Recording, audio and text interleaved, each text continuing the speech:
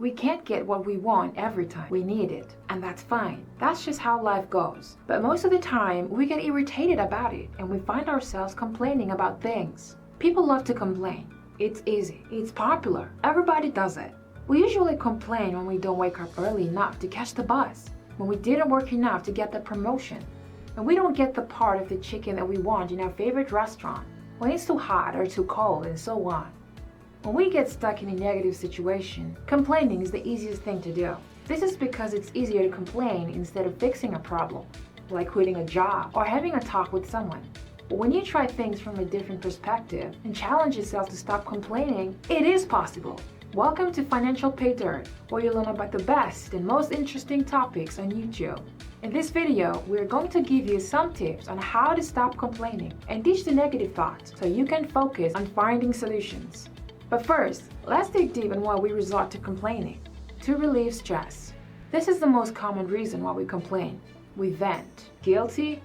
Yup, me too. We talk to those close to us, who we can drop our guard with, about life's stresses that have been building up inside us. The kids complain about the mean teacher. We rant about our boss and his schedule. Yap to our best friend about the sorry state of our sex life. Just by getting our disappointments and frustrations out there, we feel better. Unsolvable problem. Terry complains about his boss because he feels forced to do his job. Your son complains about his science project because he feels overwhelmed. When we're feeling trapped and can't see other options, when we feel anxious or hurt and lack the skills to solve a problem or the courage to act, we resort to complaining. Depression. Everything seems to be crashing down. You don't have the energy to proceed with your day. The skies are always gray. You're stuck at the bottom of a well with no way out. Depression can really sap our energy and make us focus on the negative side. We expect more of the same and develop a why bother stance. We complain because that is all we feel we can do. Part of our culture. Sometimes we complain because upon growing up, we have seen how grown-ups do this also. Role models from childhood, for example, our parents, were always complaining, creating a steady negative climate that we take into our own psyche. We're also talking about families who have developed, for a lot of good reasons, a hyper-vigilant, hyper-negative you and me against the world stance, where the world truly feels unsafe, where others can never be trusted. Complaining for them isn't complaining, but merely stating the obvious, to get attention. I don't know if you have noticed this, but this can usually be seen in films. The child who is not as smart as his brother, not as athletic as his sister, has to find other ways of gaining attention in the family. Complaining may be one of the few ways the child feels he gets attention, sympathy, and support. It can work for the child, and he or she can carry this to adulthood, and that's not a good thing. Now let's take a look at how all of this complaining can be bad for us. More stress. When we're complaining, we're essentially relieving whatever it is that's upsetting us. So it makes sense why this bad habit might stress us more. While it's okay to be like this on occasion, doing so regularly can take a toll on your health. When you complain, your body releases cortisol, and this is a stress hormone that can raise your blood pressure or blood sugar. As with any type of stress, increased cortisol can cause you to feel anxious regularly, causing regular headaches, weight gain, an impaired immune system, and more. It can also make you more susceptible to high cholesterol, diabetes, heart disease, and obesity. It can even make you more vulnerable to strokes. Fuel negativity. Our brains don't like to work any harder than they have to, even though it's an incredibly powerful machine. When you complain regularly or engage in any activity on a regular basis, your neurons branch out and connect to each other so that information can flow easily. This is a gateway for easy repetition of that behavior in the future. In this case, it means that future complaining will come easy to you. When you take a good look at it, you're literally rewiring your brain for negativity. A study from Stanford University showed that complaining can also affect other areas of your brain, like shrinking your hippocampus. Now, this part of the brain is important for problem solving and intelligent thought. Surrounding yourself with the wrong people. As humans, we like to surround ourselves with those who we can relate to.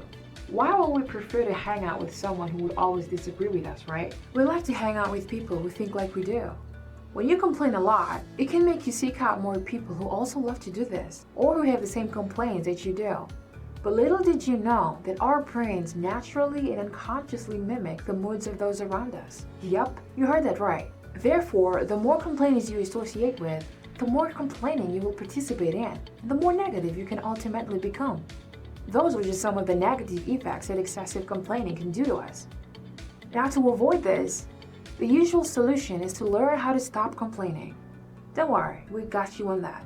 Number 1, change the way you think. I understand that this definitely is easier said than done, and you should definitely not expect this to happen overnight. But we all have to start from somewhere small. Our brains tend to gravitate toward the negative. So next time when you find yourself thinking or saying a negative comment about something or someone, stop and force yourself to say something positive instead. Enlist the help of a cheerful friend to stop you when you complain and help you to see the positive in the situation. Number 2, vent once in a while. It'll always be okay to vent. Constantly ignoring your negative thoughts could add up. If you're really going through a rough time, don't be afraid to share your feelings with a close friend or a family member, or see a therapist. Don't feel ashamed if you need to talk through negative feelings, but do your best to not dwell too much on them. Share and move on. Looking at the bright side of the situation can really help. Number 3, be less judgmental. We often complain about others because we think they're not up to our standards. Once you stop judging people without knowing their stories, you will most likely complain less about the things people do. For example, instead of constantly complaining in a restaurant, try to understand that your waiter or waitress also has problems going on behind the scenes. If you put yourself in their shoes for a minute, you may be more kind and relaxed about the situation. Number 4, accept. If something is bothering you, either fix it or accept that nothing can be done right now. Complaining is a passive activity. Change that complaining into action to solve a problem, or simple, accept it and give your mind something else to focus on. And finally, number 5, take care of yourself the right way. Stress and a busy lifestyle can often take over our lives and break down anyone's positive spirit. Take time out from your life for just you. Make sure you get to see that movie you're dying to watch. Take a hot bath. Head to your exercise class, get a manicure, play sports, or do whatever relaxes and energizes you. It could just put you in a new frame of mind. Let's try to stop complaining altogether, and we can start with this challenge that we prepared for you. For a month, we challenge you to not complain. Trust me, this sounds way easier than you think. If you do complain, you have to start back at day 1. Start with a goal of not complaining for a day. Once you're able to get through a day without complaining, make it a week, then a month, and so on. You'll eventually find yourself making this a habit, and you'll definitely benefit a lot from this. So, are you up for the challenge? Great! Update us with your developments and struggles in the comment section. We'd like to hear about it.